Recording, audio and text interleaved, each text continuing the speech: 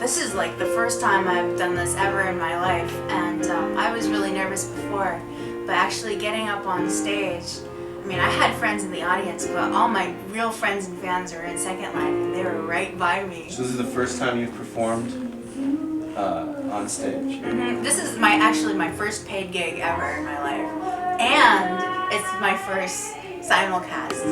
So of course I had, my stage jitters, but, actually getting up on stage and actually seeing that, projection screen, it was beautiful, there was no glitches or anything.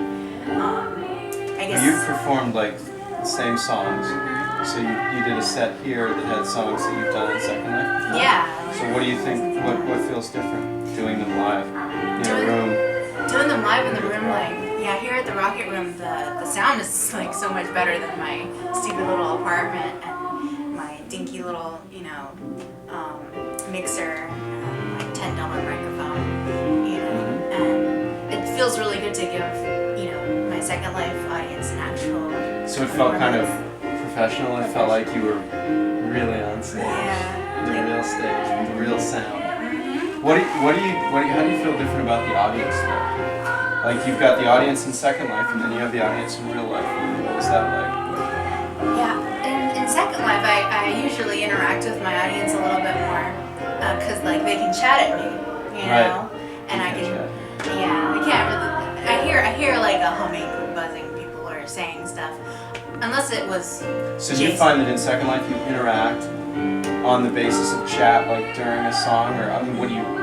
What does it mean to have somebody chat with you with text while you're singing? Someone chats with text, and sometimes it cracks me up mid-song, and that's a level of audience.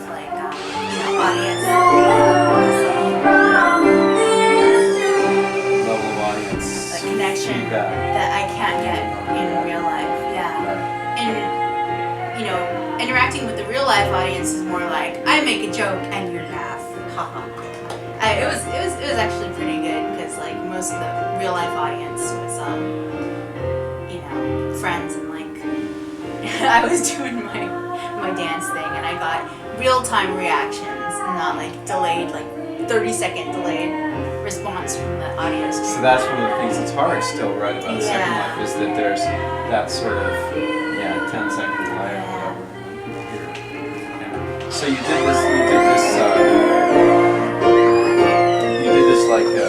animation dance. What was that? I didn't see that. Oh man, you missed out. El Presidente, you missed out. It's called the Haruhi Loop, and I found this really cheap but really hilarious animation. And me and my friends, we just do it at shows because we just think it's so silly. And I was like, I'm gonna learn this dance. So I did. I practiced it. How long did it take you to learn this long animation? It took me about an hour or something. I was practicing it, Because everybody was talking about that. when I got here, everybody was talking about it. Oh, really? They said, "Oh, Keiko, you didn't see this animation." It's a new art form. I mean, that's what we're looking for, right? I mean, that's what's going to happen. There's going to be all these new art forms that are created by the interaction between live and virtual. Yeah. So that's, an examination of that. I think there's so much stuff that hasn't been done yet that we haven't seen. Absolutely. Second Life is still in kind of baby stages. Even now, you can do so many things with it, but this is just the tip of the iceberg. There's so many things that are coming along with it. And just one last question. How did it feel to have all female performers here? The question for both of you, just having that be an event in Second Life, as well as what was it like being a performer with all female performers?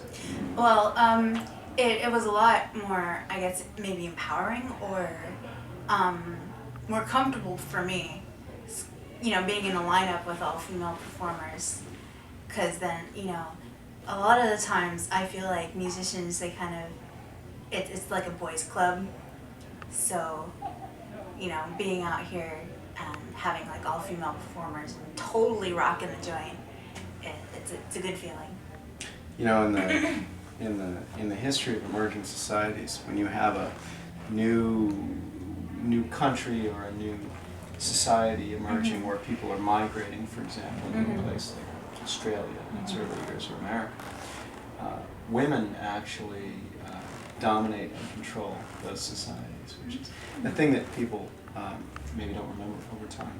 But Second Life has the same property today. Yes. It does.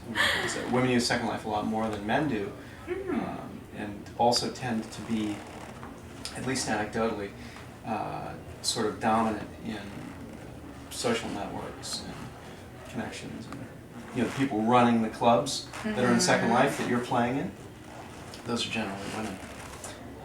So it's fascinating to watch that as well. I think, man, what's different about a virtual world versus the real world? Yeah. How things are changing. But I think what happens in the virtual world is a precursor, likely, to what's happening and what's going to happen in the real world soon. So stay tuned. The matriarchy is coming? That's right. Is that what you're saying? The motherland. Yeah. No, I do think that's true. I do think that as communication becomes more dominant as a means of human interaction, as we are able to communicate in richer and richer ways, that time period has seen a lot of the emergence of women, dominant positions enjoyed by women in society, more common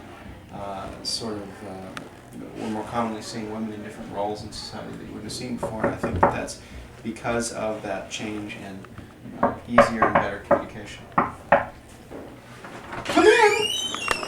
What's with the Philip I don't Linden? look like Philip Linden?